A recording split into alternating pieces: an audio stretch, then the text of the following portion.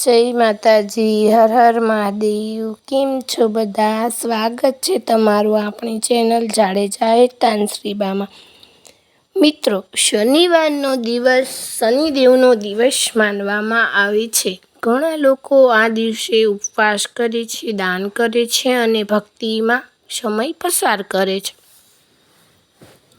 પણ શાસ્ત્રોમાં કેટલીક એવી પણ વાત કહેવાય છે કે જે કામ શનિવારે ટાળવા જોઈએ।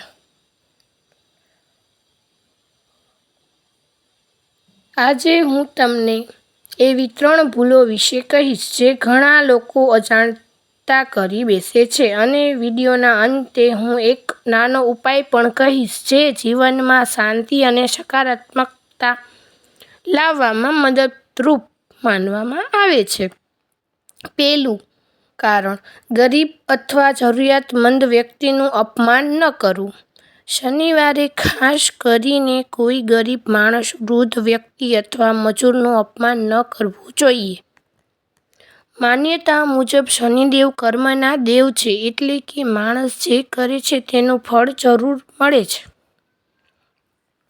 પણ ઘણા લોકો ગુસ્સામાં આવીને ખરાબ શબ્દો બોલી દે છે, પણ ક્યારેક એ શબ્દો સામેના માણસના દિલ પર ઊંડો ઘા કરી જાય છે।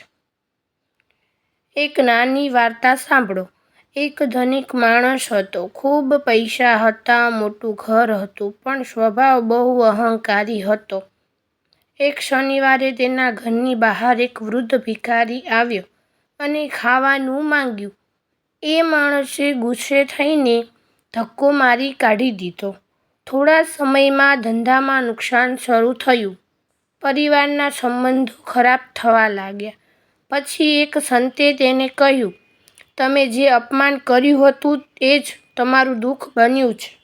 મિત્રો, સાચું સુખ પૈસાથી નહીં, પણ સારા વર્તનથી મળે છે। બીજું કારણ, ખોટું બોલવું અને છેતરપિંડી કરવી। બીજી મોટી ભૂલ છે કે ખોટું બોલવું અથવા કોઈને છેતરવું। શનિવારે ઘણા લોકો મજાકમાં પણ ખોટી વાતો કરે છે, પણ માન્યતા એવી છે કે આ દિવસે કરેલા ખોટા કર્મનું ફળ ઝડપથી મળે છે। આપણે વિચારીએ કે એક નાની ખોટી વાતથી શું થાય છે, પરંતુ એક જૂઠું પણ વિશ્વાસ તોડી શકે છે। કોઈ મિત્રો સાથે, પરિવાર સાથે કે ધંધામાં સચ્ચાઈ ખૂબ મહત્વની છે। એક વેપારી હતો, ગ્રાહકોને ખોટું કહીને વધારે પૈસા લેતો। શરૂઆતમાં બહુ કમાણી થઈ, પણ ધીમે ધીમે લોકોનો વિશ્વાસ તૂટ્યો। આખરે દુકાન બંધ કરવાની નોબત આવી।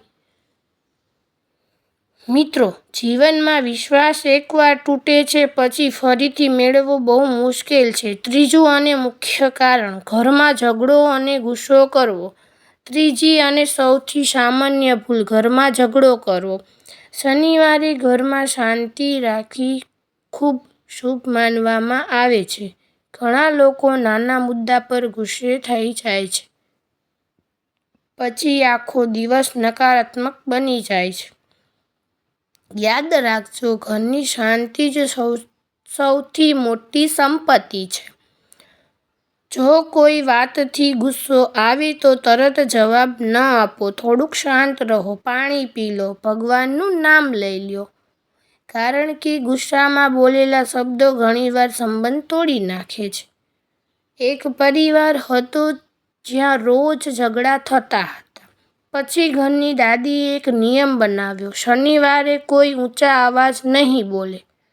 ધીમે ધીમે ઘરમાં પ્રેમ વધ્યો, શાંતિ આવી અને પરિવાર ફરી ખુશ રહેવા લાગ્યો।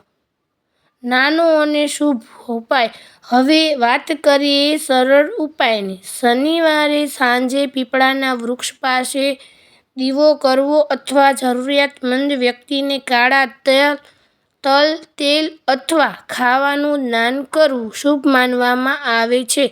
પણ સૌથી મોટો ઉપાય શું છે? સારા કર્મ, કારણ કે માણસના કર્મ જ તેનું ભવિષ્ય બતાવે છે।